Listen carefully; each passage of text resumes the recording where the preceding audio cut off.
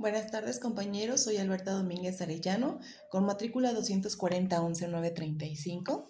El día de hoy, 4 de noviembre del 2025, nos toca hablar de la jurisprudencia correspondiente al módulo de juicio de amparo 1 de la licenciatura en Derecho, con el asesor Sofía Pérez Fuentes Sacramento.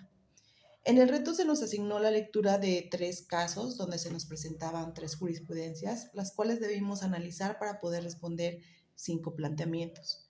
El primer planteamiento dice así que señalemos qué método de integración se utilizó para la creación de la jurisprudencia número 1. En la lectura podemos observar que el método de integración que se utilizó para la creación de esa jurisprudencia fue por reiteración de criterios, ya que se advierte que se analizaron diversos asuntos con el mismo criterio jurídico y la propia redacción de la tesis hace alusión a dicho método. Significa que la primera sala de la Suprema Corte de Justicia de la Nación formó la jurisprudencia después de resolver 5 casos en el mismo sentido, sin votos en contra, conforme a lo que se establecía en el artículo 192 de la Ley de Amparo aplicable en esa época. Bueno, el segundo planteamiento dice que respecto a los casos número 2, al caso número 2, identifica cuáles son los razonamientos para que la jurisprudencia 93-2013 fuera sustituida por la jurisprudencia 78-2018. Bueno, pues fue debido a una nueva interpretación constitucional y procesal adoptada por la primera sala de la Suprema Corte de Justicia de la Nación, en consonancia con la evolución del sistema penal acusatorio y la entrada en vigor del Código Nacional de Procedimientos Penales.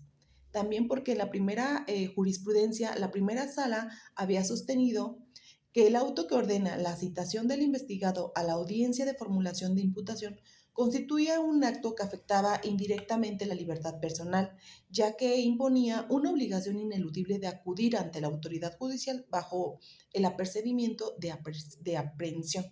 No obstante, al emitir la jurisprudencia 78-2018, la primera sala interrumpió y sustituyó dicho criterio, al concluir que el acto de citación a audiencia inicial no afecta la libertad personal del investigado, sino que constituye una mera comunicación procesal. El razonamiento principal se apoyó en el artículo 141 del Código Nacional de Procedimientos Penales, que establece que la citación es únicamente una notificación para que el investigado comparezca a la audiencia donde se formulará la imputación y que no implica una restricción o limitación inmediata a la libertad personal, ya que no conlleva una medida de coerción por sí misma. En pocas palabras, podemos decir que el fundamento jurídico de la sustitución del criterio radica en una nueva valoración sistemática y constitucional de las normas procesales derivada de la entrada en vigor del Código Nacional de Procedimientos Penales, que unificó la regulación procesal penal para todo el país.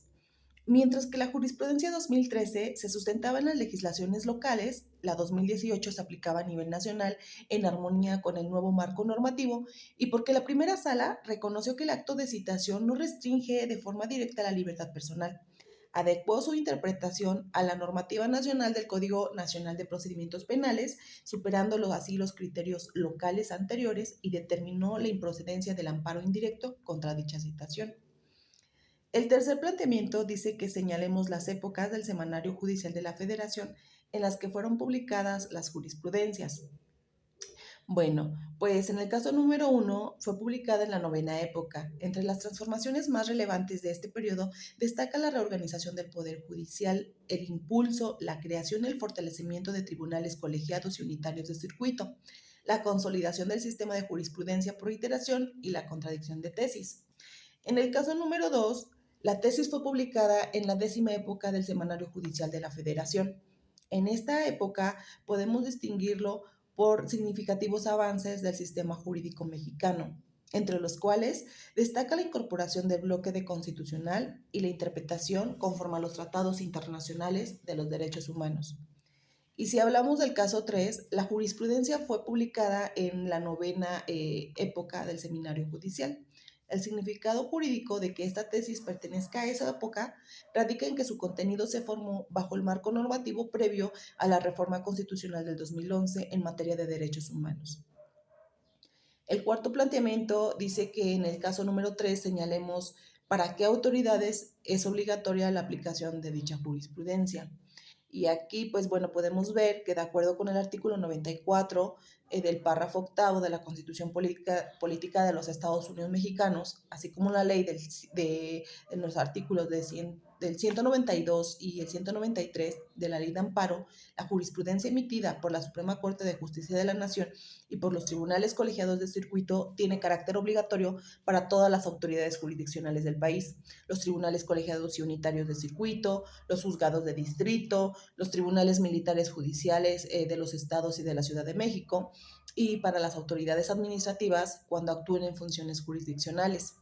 Esta obligatoriedad se aplica porque la jurisprudencia representa la interpretación auténtica y vinculante de la ley, elaborada por los órganos jurisdiccionales superiores. Aunque no crea una norma jurídica nueva, sí vincula a los jueces y tribunales a la interpretación y a la aplicación de las disposiciones legales. Esto conforme a los artículos 94 constitucional y 217 de la Ley de Amparo.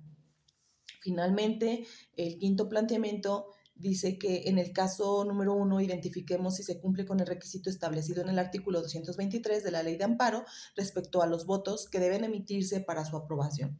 De acuerdo con los datos de la tesis, los asuntos que conformaron esta jurisprudencia fueron resueltos por la primera sala por unanimidad de 4 votos en varios casos y por 5 votos en otro.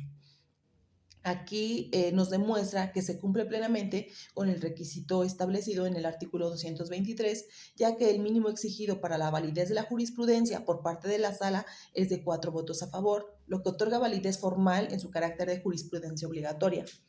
Y bueno, pues podemos concluir el tema diciendo que la jurisprudencia representa una de las fuentes más relevantes del derecho mexicano al constituir la interpretación autorizada de la ley realizada por los órganos jurisdiccionales superiores. Su contenido no se limita a la simple interpretación literal de las normas, sino que integra su sentido, finalidad, aplicación práctica frente a casos concretos. De esta manera, la jurisprudencia actúa como un instrumento de desarrollo y perfeccionamiento del derecho, adecuando el texto legal a los principios constitucionales y a las realidades sociales contemporáneas. Cabe mencionar que distinguir los elementos de la jurisprudencia, como su órgano emisor, su época, tipo de integración, fundamentos y efectos, resulta esencial para comprender su alcance, vigencia y aplicabilidad. Ello permite a los operadores jurídicos reconocer qué criterios son obligatorios, cómo deben aplicarse y en qué medida contribuyen a la consolidación de un Estado de Derecho.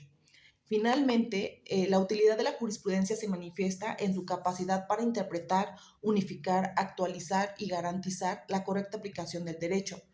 En primer lugar, la ley precisa en su sentido y alcance en casos concretos, evitando ambigüedades y lagunas normativas, y en el segundo unifica los criterios judiciales, asegurando que los tribunales apliquen el derecho de manera uniforme en todo el país. Además, actualiza el orden jurídico adoptando las normas a los cambios sociales, tecnológicos y constitucionales, particularmente en materia de derechos humanos. Y finalmente, garantiza la coherencia y estabilidad del sistema legal, ya que los jueces deben resolver conforme a criterios previos, pero pueden modificarlos razonadamente para responder nuevas realidades jurídicas. Y bueno, eso es todo, compañeros y asesor. Me despido de ustedes deseándoles un excelente día. Gracias.